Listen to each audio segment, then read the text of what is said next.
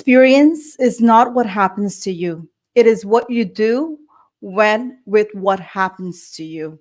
Aldous Huxley. Welcome to the Guyana Dialogue. I'm your hostess, Shamiza Ali. Good evening to everyone joining us on Facebook and YouTube. We have prepared a video to enlighten you about Guyana, Venezuela. Please take a look. Is an embarrassment. It's a simple statement. Very, very, very simple statement. Venezuela is wrong. That was leader of the opposition, Alan Chasney, sharing his thoughts on the Guyana-Venezuela border controversy. He believes there is no room for compromise in the dispute and that St. Lucia should openly denounce Venezuela's actions. There's an ongoing court case. You cannot all of a sudden unilaterally decide that you're going to take over a piece of land while you're still in court. And this government wants to say, well, Maduro's my friend. My friend? I'd have thought when the government of St. Lucia went down to Venezuela a couple of weeks ago, they actually would have gone by boat and brought food with them to help out the people in Venezuela. Venezuela is a disaster when it comes to its economy. It is a complete failed state. Chasney also believes that all CARICOM member states should support Guyana, as they are part of the same regional bloc. And then for leaders of CARICOM to say they're going to have a meeting, I agree with Sonny Ramphal. A meeting to discuss what? It's in court. All Venezuela has to be told is that you need to cease and desist what you're doing because it's disrupting and jeopardizing a zone of peace in our region. And it's undermining the rule of law. And all we want to know is that both sides are prepared to accept whatever the outcome of the courts are. Chasney also commented on the statement made by Prime Minister Philip J. Pierre regarding promised support of fertilizer and material for home construction from Venezuela. At Monday's pre-cabinet briefing, the Prime Minister disclosed that this had been put on hold until next year. It never existed.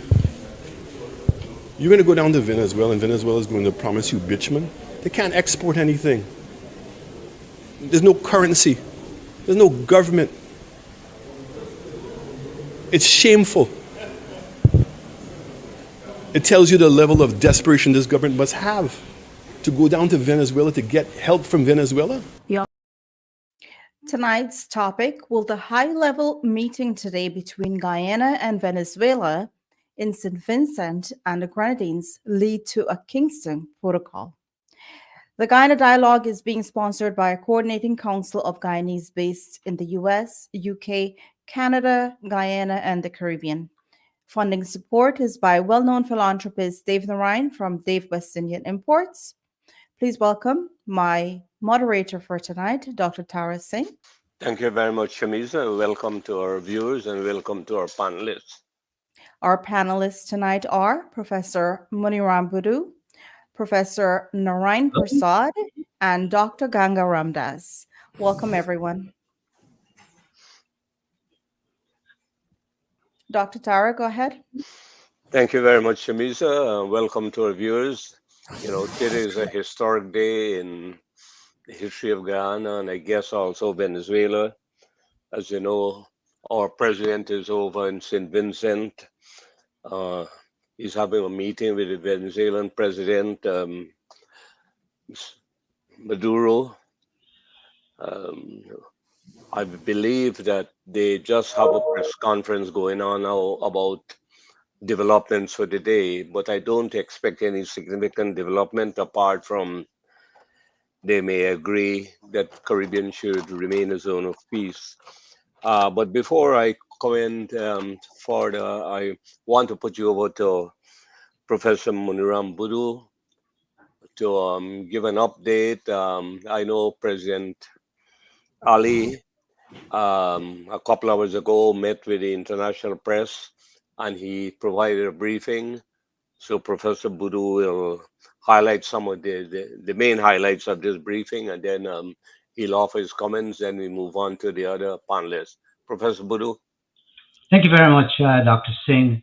I'm going to actually read an excerpt of some news that came out of this meeting between Guyana's President Irfan Ali and the President of Venezuela, Nicolas Maduro.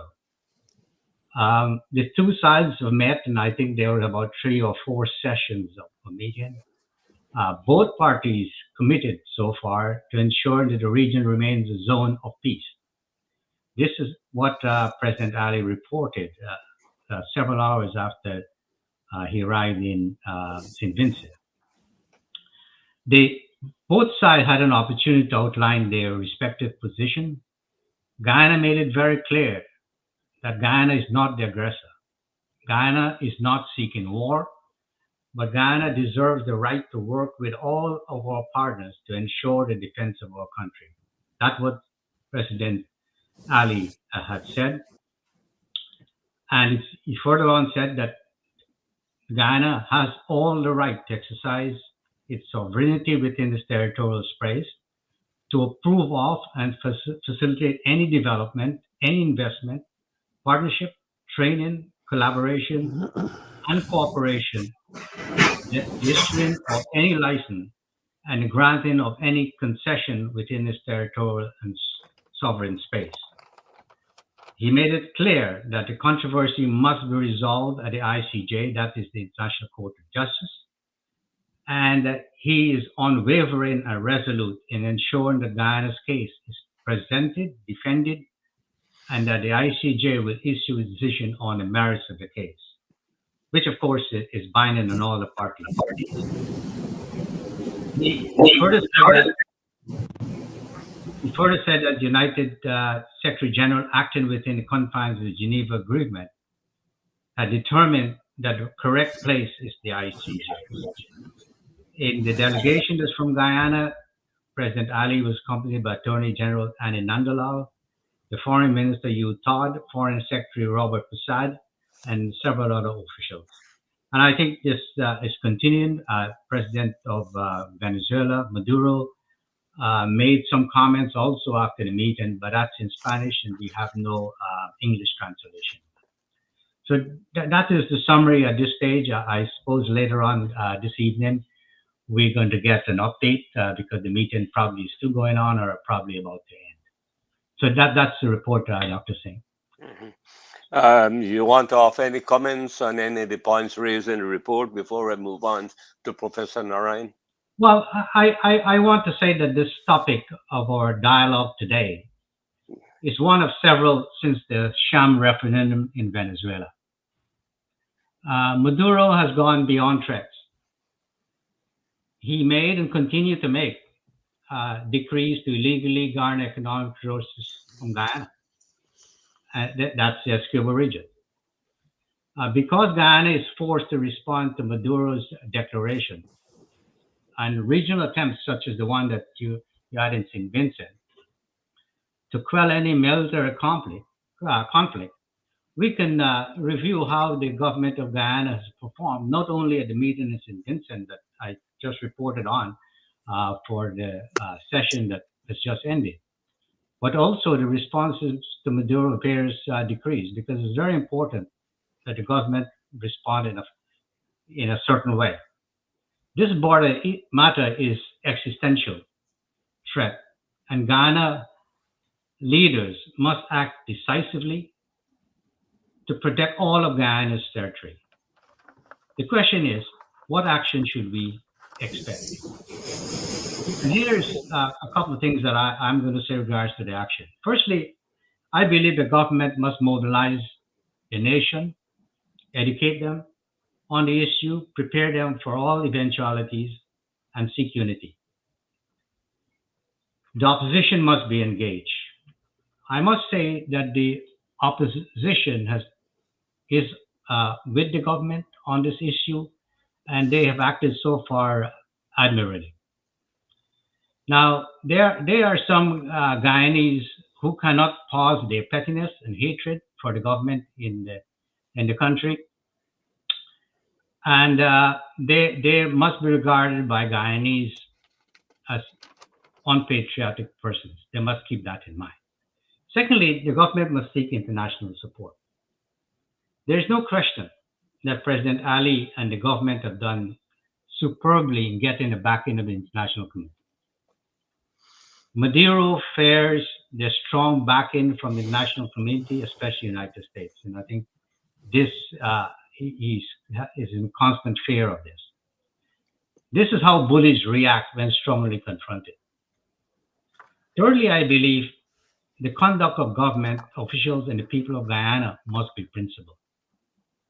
I think President Ali has demonstrated to the world that he's a statesman, a man of peace in a peaceful country. He's determined, however, to let the International Court of Justice settle this matter. And this matter is simply an allegation by Venezuela, not more. As I said last time, it is not a controversy, it's not a dispute. But he's very assertive, President Ali, and he has a passion for the territorial integrity of Guyana. He said he's prepared to take whatever actions are needed to prevent the theft of the Essequibo region. My opinion is that President Ali and his government have done enough to establish that they can be trusted. They earned it.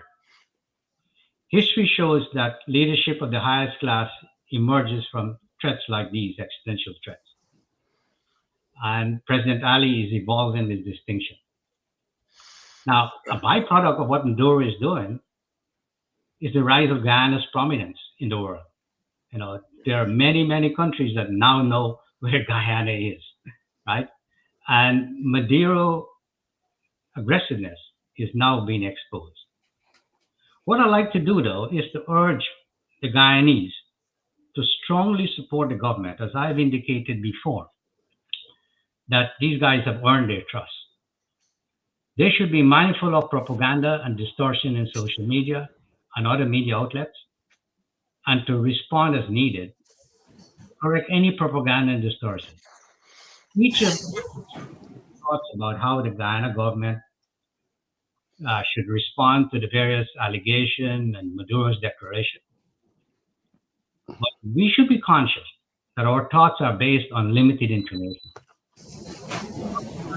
More information. Some cannot be shared for security reasons. So we must understand that.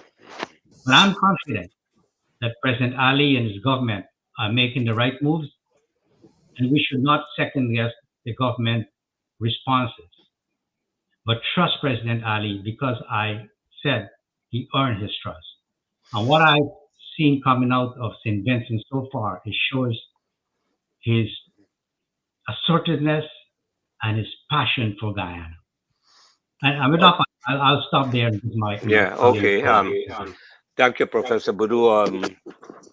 Professor Narayan, do you want to add a rejoinder or any you want to expand or elaborate on any of the points raised by Professor Boudou?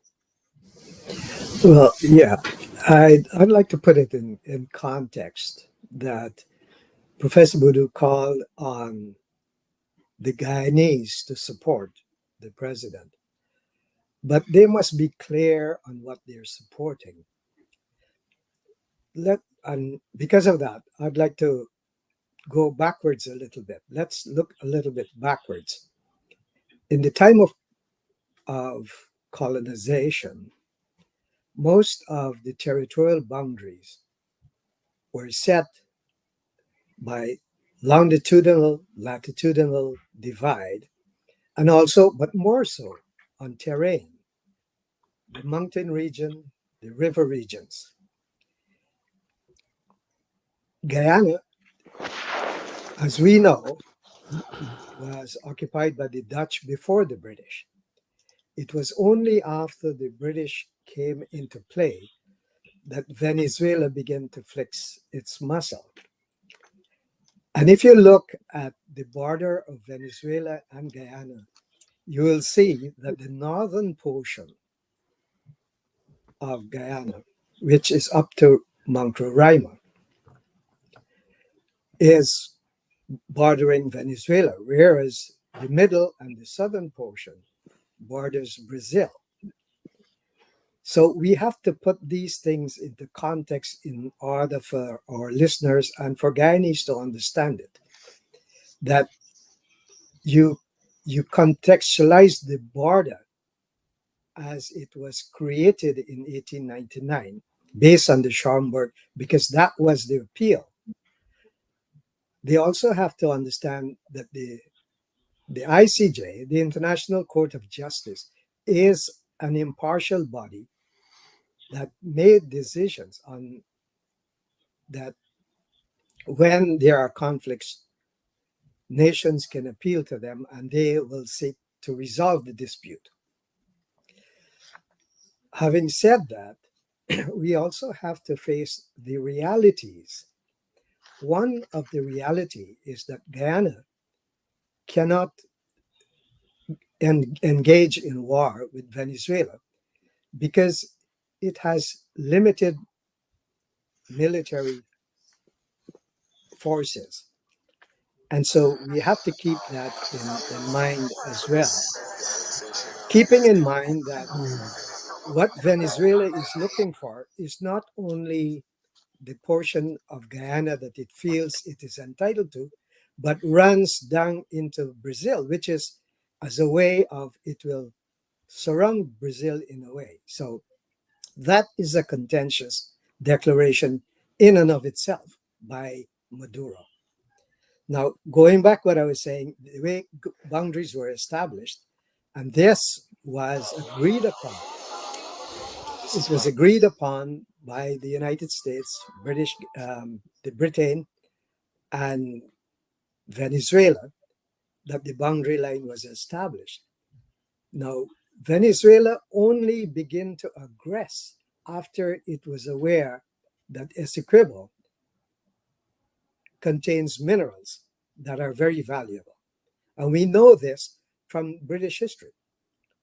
Sir Walter Raleigh and all of that. So you have to keep these things in mind as we want to know why Venezuela continues to aggress. Now, the aggression is because of the oil deposits.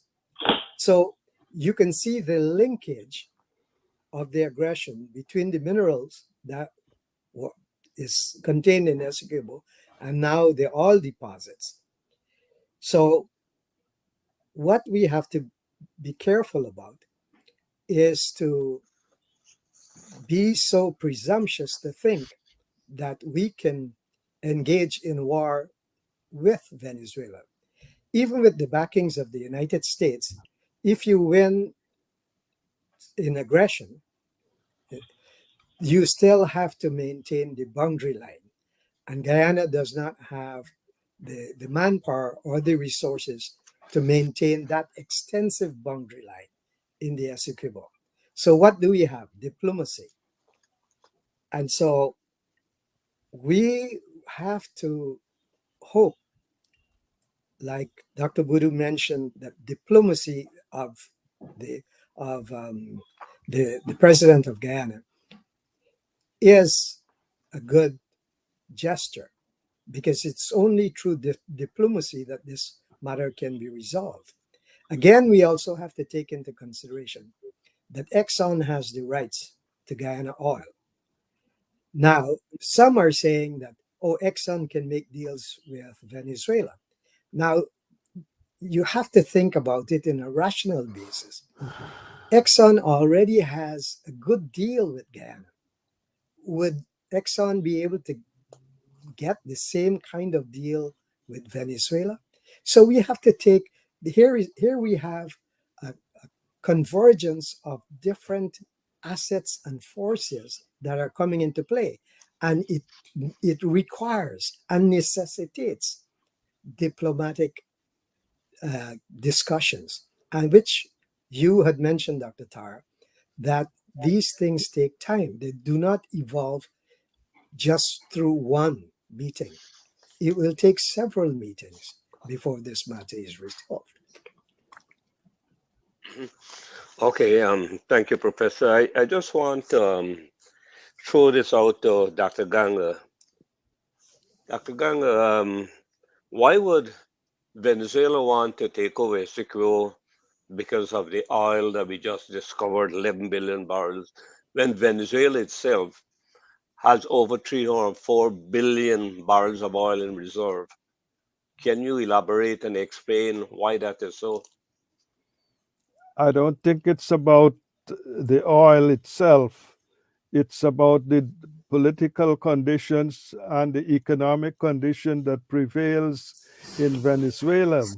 Bear in mind now that about 7 million people fled Venezuela and are seeking a better life abroad. And what's important there is that there is spillover costs to the United States, to Guyana and Trinidad, because these governments now have to bear extra costs, extra burdens on the problem that the Venezuelan government, under the leadership of President Maduro, has caused. So we have to deal with that externality, that situation that is spilled over to all of the Caribbean. So the zone of peace could be undermined because of these developments.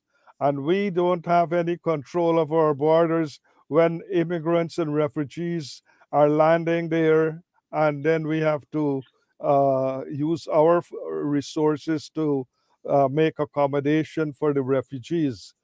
As I mentioned, the United States is involved there because they may use Guyana and Trinidad as stepping stones to go to the U.S. border. So the oil is not the problem. The problem is the Maduro administration has failed its people, and it has imposed external costs on the neighboring countries. So on the positive side, I think the St. Vincent meeting that they have should address that externality, that uh, cost that is now in the budgets of the respective governments. In addition to monetary costs, there will be social problems as well. We don't know the quality of people and their motivations who are coming across our national borders. So to say again, it's not all about oil. They have oil. They have probably the world's largest reservoir or second largest reservoir. Yeah, thank you, Dr. Gang. So far, the Minister of Home Affairs said that they have recorded 21,000 Venezuelans, but most of them are of Guyanese parentage, the majority of them. So what they have to check on is the non-Guyanese Venezuelans who come across the border. But from what we know and from observation, like certain areas like Lenora has a high percentage, about 20% of Venezuelans, non-Guyanese Venezuelans living there. But they're very hard-working, productive people. But I can't speak about security risk, and that is something that the opposition is saying that the government should do more robust check to ensure that there is no security risk, or there can be implants from the security forces in Venezuela to come and penetrate certain key strategic assets in Ghana. So that's something they have to work on. Um, but coming back to the whole thing about if Venezuela economy continue to crash, the humanitarian crisis will become big and big. Now we only have 20,000. If it gets worse, it can be double, triple time.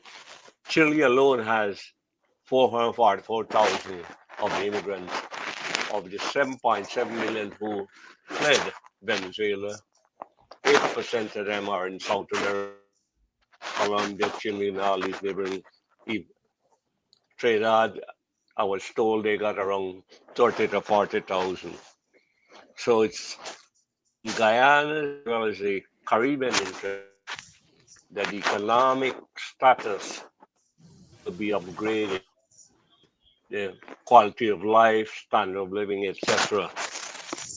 So I think that one thing that Maduro is trying to work out as he did with Trinidad, with the Dragon gas field in Venezuelan waters, he probably minister to do a joint venture.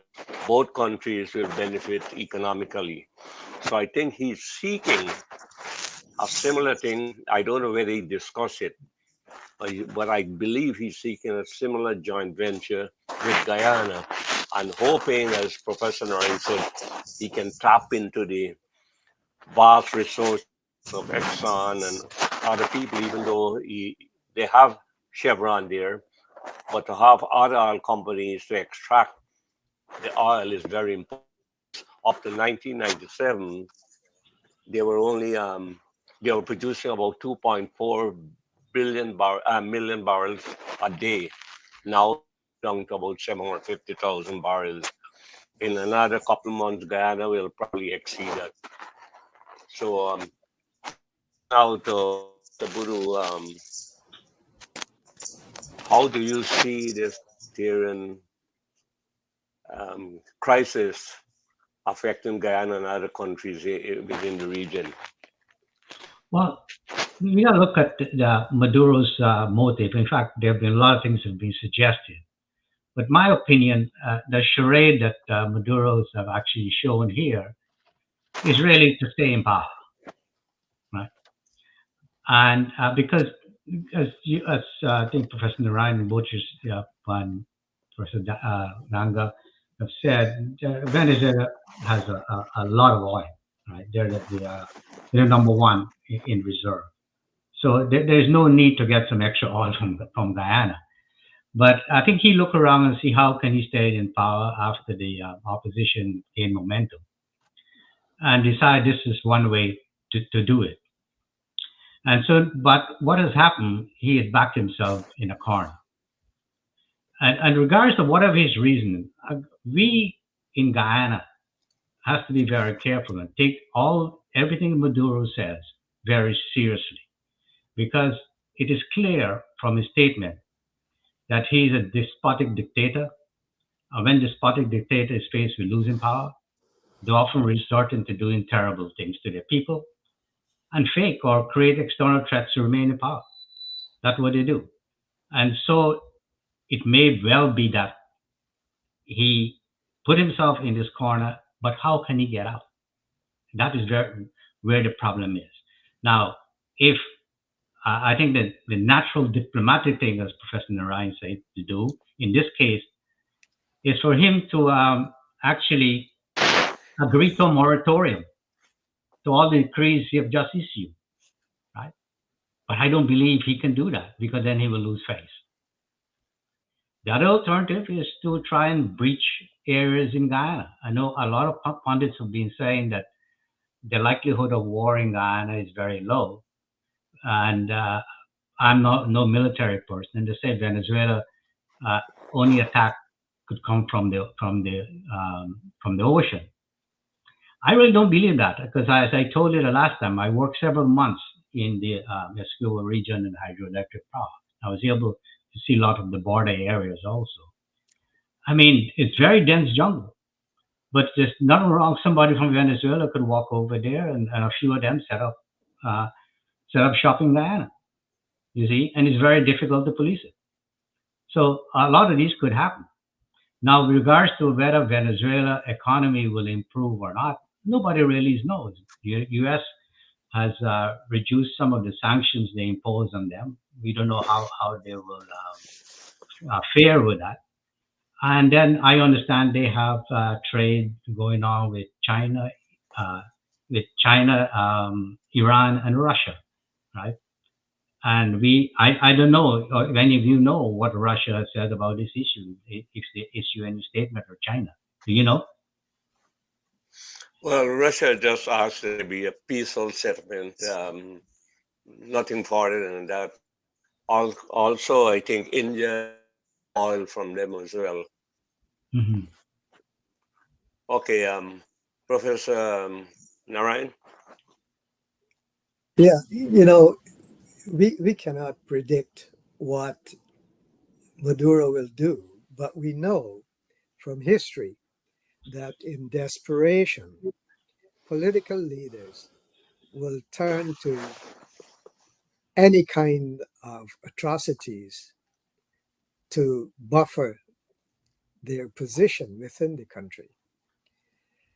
Now, Maduro, as we know, through this dispute, is trying to externalize the problem. We haven't evidenced so far as yet what that externalization has caused on the internal dynamics of the country. Is it giving the opposition more unity and a greater force to which to challenge Maduro? All we have been hearing is what Maduro is doing, and we know from what Dr. Bishram just said is that dictators, their form of control is oppression. And when you continue to oppress the people, after they cannot go any further, will begin to retaliate, will begin to, you know, find ways to resist that oppression.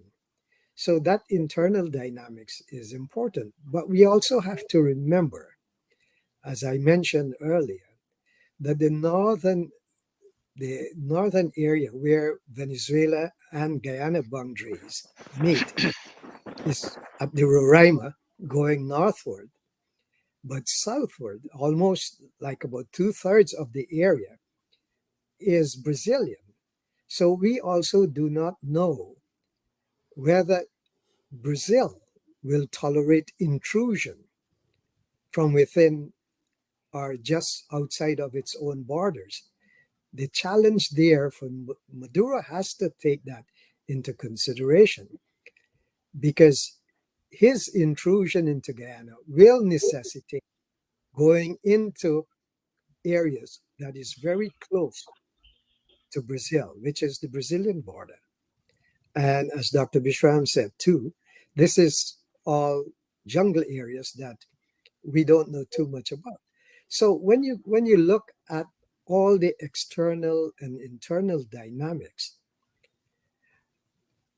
Maduro, in my view, is fishing for some kind of solace right now, some kind of avenue of conciliation, because he cannot continue the line of aggression, which, yes, mobilizes his supporters, but how far will his supporters go when there is a maximum of internal resistance? They will be caught in two areas, one externally and internally. So the war would not only be located outside of Venezuela, but also within Venezuela.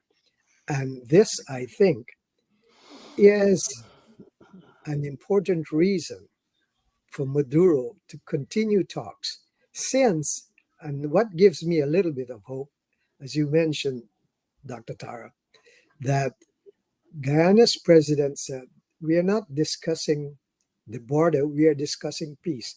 How can we, within this region, find ways to coexist peacefully so that none of us will feel threatened by each other because of the population and the resources that they have at their disposal?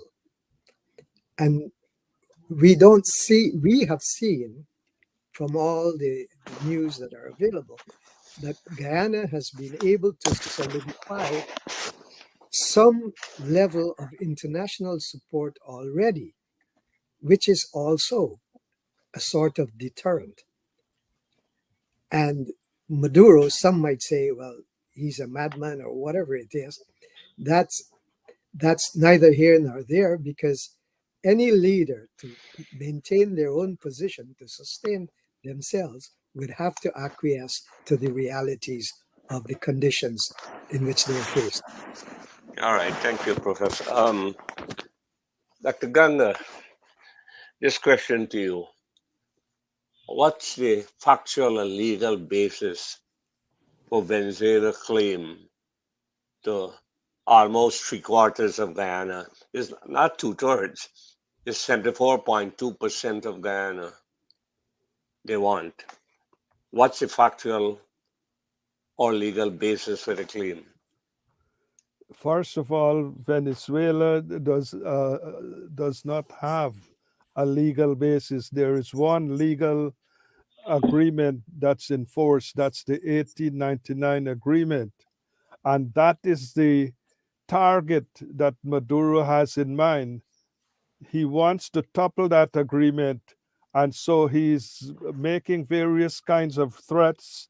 For example, he ordered Exxon and other oil companies to vacate within 3 months. I read that in the media. So he's doing what he can to destabilize Guyana's relationships in different arenas, different forums. He has already stated his opinion regarding the United Nations and the agreement itself. That's his target. His second target is to boost his image to win election, and so he has invoked the historical heroes of Venezuela, Simon Bolivar. So these are things that appeal to the masses, but under that facade, he wants to topple the 1899 agreement, and we must never let him do that. Otherwise, we would not have a legal basis there, and he would then want to go back to the drawing board, but not on his side, on the other side of the agreement. He doesn't like 50% of the 1899 award.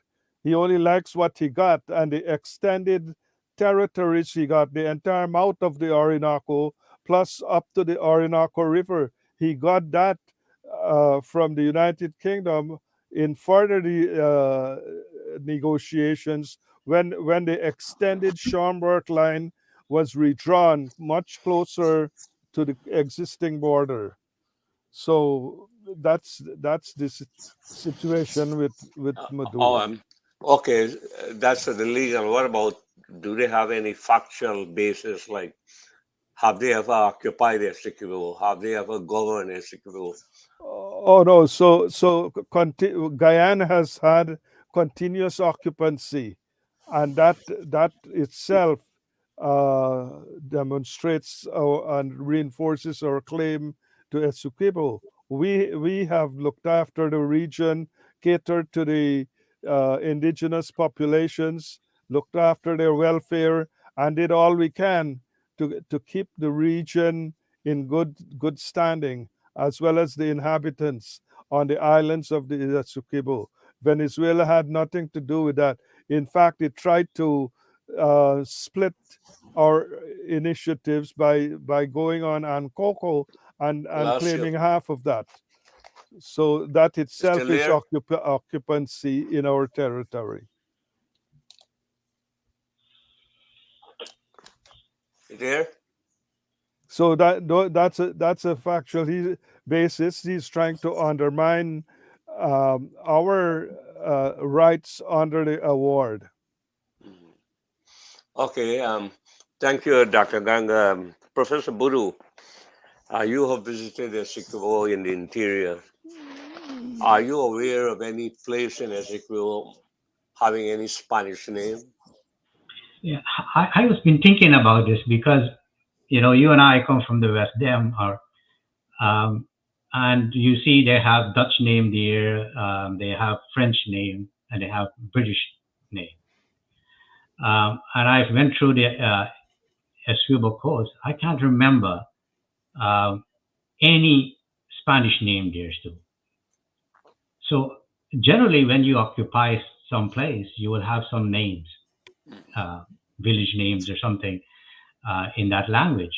But I've never heard. I didn't know if anybody know any such name, right? That is Spanish in that area, right? So where's the claim? Uh, as far as my history lesson goes, I know it was Dutch.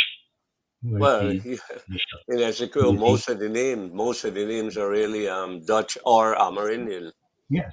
So unless yes. Professor Narayan, you know otherwise, Dr. Mhm. Ganga. The thing we have to keep in mind, Dr. Tara, is that when colonization was taking place, most of the colonialists, they stayed, especially in South America, they stayed in the coastal regions. And so to get into the coastal regions, they drove the native population towards the interior area. Dr. Bishra mentioned Essequibo as being Dutch. Yes, it was Dutch.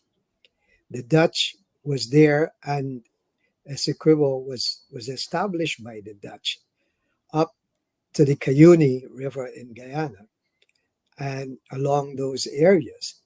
But we know from colonial history that the colonizers did not venture too far inland. So that was where the Indian population, the Arawaks and the other groups, Caribs that inhabited Guyana at the time, they moved southwards into the country. In doing so, if the colonizers were there, if, for example, the Spanish were there would have been at least archaeological sites where they settled, even in limited quantity. But those archaeological sites, no such archaeological sites exist. And also, when you take into consideration the terrain that had to be conquered, Dr. Voodoo again mentioned the deforestation and how difficult it is in that area. It only leaves one to understand why that area was not inhabited by even by the British as such. It was owned once the lines were drawn, once the Schomburg line was drawn, and that was done because that was the mediate that came into mediation. Let's mediate the boundary lines of these countries after it was contested by Venezuela. So through that mediation, we have that line drawn, and it was because the British had occupied Guyana, and that is what is still in evidence today. But in terms of other colonizers being part of that region, there are no archaeological sites to begin Now, with to identify their presence.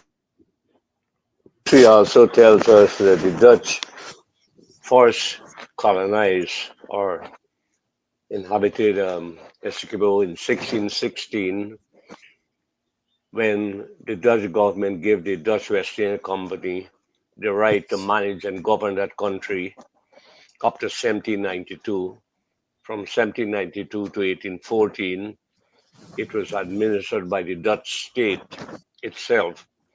And then through the Napoleonic Wars, it was ceded to Britain.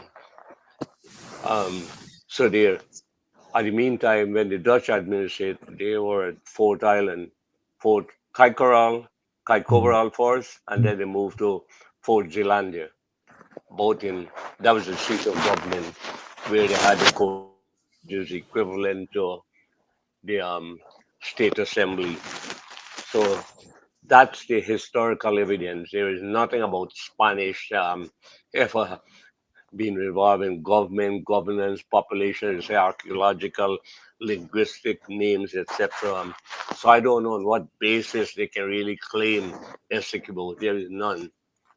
And back again to Dr. Ganga. You want to make any Yeah, I further just comments? just want to remind everyone that Venezuela in 1811, when they got their independence in July of 1811, there were no borders, and they had to prevail on the Dutch and the United Kingdom, and then later with the help of the Americans to put borders. So the tri-state Brazil, Venezuela, and British Guyana then had to have borders, and that's how the 1835 Schomburg line was drawn by that surveyor. And then later they came up after Venezuela argued vehemently, invoking U.S. laws, Monroe Doctrine, and so forth, to have an arbitration. We had the arbitration, and there was a final agreement, and that was what was marked by the Schomburg line. So we moved from a situation of no borders to borders in the tri-state areas, Brazil, Venezuela, and Guyana. So he's now picking on Guyana because he thinks Guyana is a small country and he could take advantage over Guyana. But we have a network from the old owners, the Dutch, the United Kingdom, and also we have United States plus the international community. We have to use the political criteria to the diplomatic principles that are available to Guyana.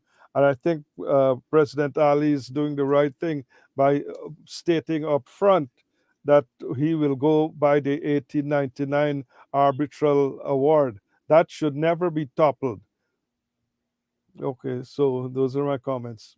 They want to trouble on the basis of this memo or letter that was written by Prevost, that is one of the delegates supporting Venezuela, who was at that event. And That should be really. 50 years after,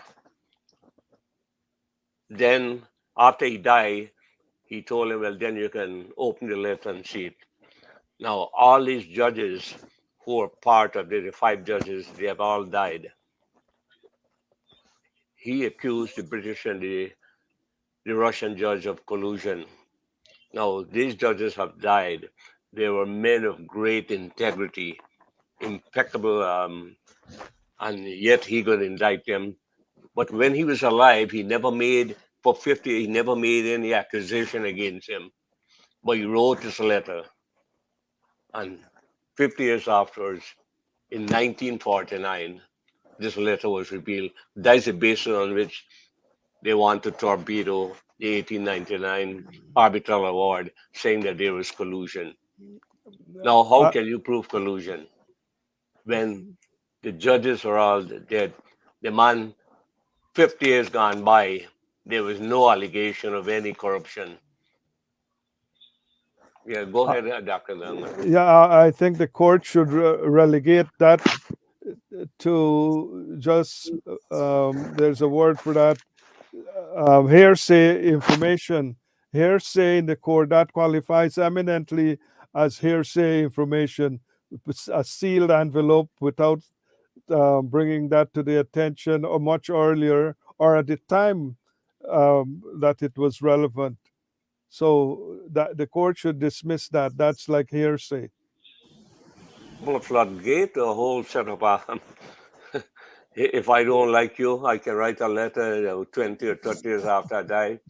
And then when I died, I said, pick it up. And Ganga did this, that, or that. He robbed this. And then they will investigate that and try to invalidate whatever you did. Professor Boodoo.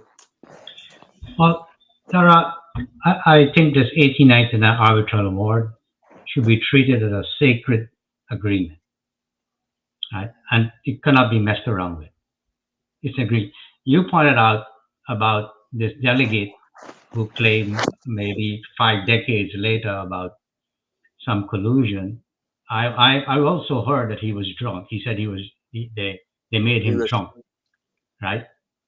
So you have a drunk man, right, making some statement, right, of people who already died, right? So it's like a dead walking now. See, now regardless of what our arguments are against Venezuela claim, I think it's immaterial because that has to be done by ICJ, right? They have to see the evidence that Venezuela produced. We know that they have very weak or no evidence at all for this supporting case. Well, but I was told that when they first raised this question after Guyana announced that they're proceeding with independence in 1961, they came to Dr. Jagan, and Dr. Jagan said, okay, if you said you have evidence, produce the evidence. So he suggested to them that he should go to the archives in London, which they did, but they couldn't produce any evidence that they own or occupy this land. Yeah. So this brings another issue because I don't think they have the evidence, and I think Maduro is aware of this, and I think they don't want to go and lose there, so he's making these moves, right? Which is also political. Right?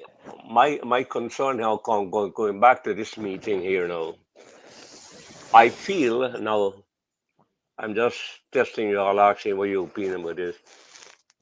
I feel that because the ICJ has not delivered a final ruling yet, Maduro will use this opportunity, this window, this period, as the opportunity for him to make more decrees, issue more executive fiats. But if the ICJ fast track his ruling rather than wait till mid next year and do it by January or February, that will close that window, and Maduro, irrespective that he said he don't respect the ruling, he will have to, and he will be restricted in the number of decrees that he can issue. Like, you got to get out of Essequibo within 3 months, no investment, etc. He can't do that. He already appointed a governor for Essequibo, and now I was told that he's start to establish office, issue ID cards. So my thing is, I want you all to comment quickly on this question of the ruling, why they're taking so long on a case where they can't produce evidence. I know they have other cases too, but given the gravity of this situation, I would have thought that the ICJ need. Now, I know the government cannot make this request because it will show they're interfering with the wheels of justice, but can CARICOM or CELAC put in an advisory thing to the ICJ and suggest to them in a very diplomatic, nice way, as a neutral body. Now, over to you, Dr. Buru, then I pass you on to the other two panelists. Your comment on that? Yeah. So the last time I suggest that's one of the actions the ICJ should take is to fast track this now. But the issue is this, that this is a sacred agreement that was made mainly between two neighboring countries, regardless who the delegates were. Now, if the international, and this guy, Maduro, wants to seize another territory, right, basically illegally. If the international community, including the ICJ, were to sit idly and let this go, this is going to open a can of worms, right? That we will see turmoil throughout the world. We think that the turmoil in Ukraine and Russia and Israel and Hamas are big things. I think now what will happen, this will start a lot of countries, including Mexico can come and say Texas is ours, you see. Of course, you have to have the military power to back you see. Venezuela probably feel that they have much bigger power. We know that's so, than Guyana, and they could bully us, right? Now that we have some of international partners are putting been put to the pedal, right, and have military drills there, right? Venezuela now is feeling the pressure, right? So I think we need more of that pressure need to put on Maduro because he's back to the wall. He doesn't know how to get out of this, right? If he really wants to get out, but I don't think he wants to get out until he can do something that will make sure that he remains in power. All right. Right? And Ghana has to be very careful how to do this. And again, I want to reiterate that I think President Ali is doing a fabulous job for Guyana. Thank you, Professor Bulu. Professor Narayan? For the international court to maintain its impartiality, it has to give enough time for both sides to present their arguments. Now, in this case, if to let's say to speed up this process, Maduro can come back and claim that you see this is the bias of the ICJ. So I'm not in the minds of the ICJ members, but I think that they are giving him enough time to prove his case, and his failure to do so will will only sanction what the court has already ruled upon. The second point to remember as well, as you alluded to, Dr. Taro, is that he can come up with decrees and whatever he wants, but Maduro himself is ruling Venezuela by decree, and we don't know on because the people who are supporting him, because they have to vote upon him for to continue as the president of the country, which is the decree allows that. We don't know where that support is going or what that support means to him at this point in time, if he is conflicted about his own security and also about the ICJ not ruling in his favor. So it is more of a complex issue for him because his own security is dependent on the decree and the ruling that he is afraid of, for which he has no evidence staring him in the face. If you expedite that, that gives him a reason to argue against the Well, impartiality of the court. let me just comment on that. The evidence for this has been taken already. It's just a question for the juries to get together, allocate the time. When you say expedite the ruling, it doesn't mean say you rush through the evidence is there. It's just that they have different roster, they have different cases, and what you're asking them to, another country may have a case, just skip the forward and take in order to prioritize Guyana, and that's the thing. But they already collaborate, they got the evidence. It's just a question to write up the decision and to two or three cases that before you just drop them down and elevate that, you bring them up. Okay, Dr. Gangler, your Yes, final thing. yeah, I think we should make an appeal to the original principles, the United Kingdom, the Netherlands, and the United States to impose restraining orders on Venezuela and Maduro. And the reason is he has already broken the international agreement. He's appointed a governor. He's gave 3 months notice to vacate, and plans to issue visas and other documents regarding the Essequibo. Mhm. So since he has already done something that's against an international law, we should alert our partners and the Mhm. historic owners of the land to impose restraining orders not to do that and to Mhm. cease doing that. Now, Russia, for example, is taking his side. Russia wants Maduro to negotiate with Guyana on an agreement, but that's Mhm. toppling the Yeah. 1899 award, and Brazil Mhm. is understands that this is against the international law, so it has distanced itself from Maduro's behavior. So Mhm. that's the scenario that we need to make an appeal to our partners for a diplomatic uh, Mhm. solution to keep the 1899 agreement. That's our, like you might say, the last straw or the main straw. the main anchor for our legal approach. All right. Thank you, Dr. Gang. I know President Maduro and President Ali, they just had a press conference and maybe you can have a look at it later. We can't look at it now because time is of the essence. But it did have a joint statement, and it's really interesting to see what they say. I think President Ali was speaking about the next meeting or the next phase. So I don't know if they move on to the second meeting or second phase.